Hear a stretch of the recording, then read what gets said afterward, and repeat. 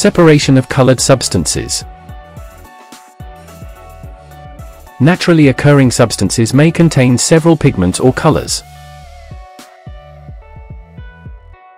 For example, green grass has several pigments. These pigments can be separated in several ways. To understand how this can be done, let us observe this experiment. Experiment. How a mixture of pigments can be separated. In this experiment, green leaves are crushed in a mortar using a pestle. Propanone is added as crushing is being done. The extract is decanted to a beaker. A filter paper is placed on top of an empty beaker. Using a dropper, 1 drop of the extract is placed at the center of the filter paper and allowed to spread as far as possible. A second and a third drop are placed at the same spot, each time allowing the extract to spread as far as possible.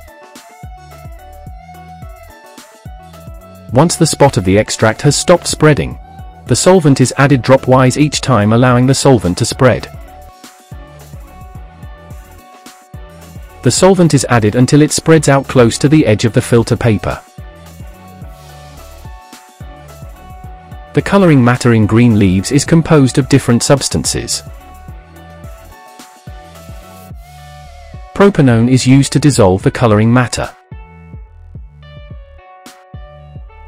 Each colored substance has a different solubility in propanone and a different extent of adsorption on the filter paper. Adsorbent material. As propanone spreads, the pigments which are more soluble and less adsorbed are carried furthest, while the less soluble and more adsorbed are left behind. As a result, separation takes place. The furthest point where the solvent reaches on the adsorbent material is called the solvent front. This method of separation is called chromatography. Chroma means color and chromatology means the study of colors. The colored matter in leaves separates into 2 distinct pigments. A green color due to a substance called chlorophyll and yellow color due to xanthophyll. The dry filter paper showing the separated pigments is called a chromatogram. Xanthophyll is more soluble and less adsorbed.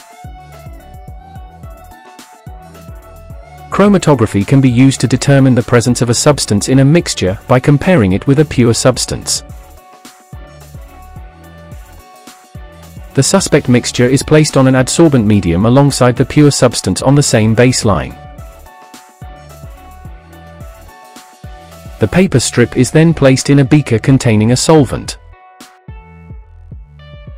The solvent is allowed to ascend to the top, solvent front, and the paper is then removed and allowed to dry. The position of the spots from the mixture and the pure substance is noted and compared. If any of the spots in the mixture moves the same distance as the spot in the pure substance, then the mixture contains the pure substance as one of the components. This procedure is known as ascending paper chromatography.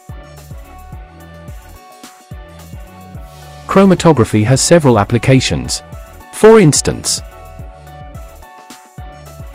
in sports, chromatography is used to identify banned substances. For example, steroids in urine or in blood samples. In the pharmaceutical industry, to test the purity of drugs. In the food industry, to identify contaminants in food and drinks. In the cosmetics industry, to identify harmful substances.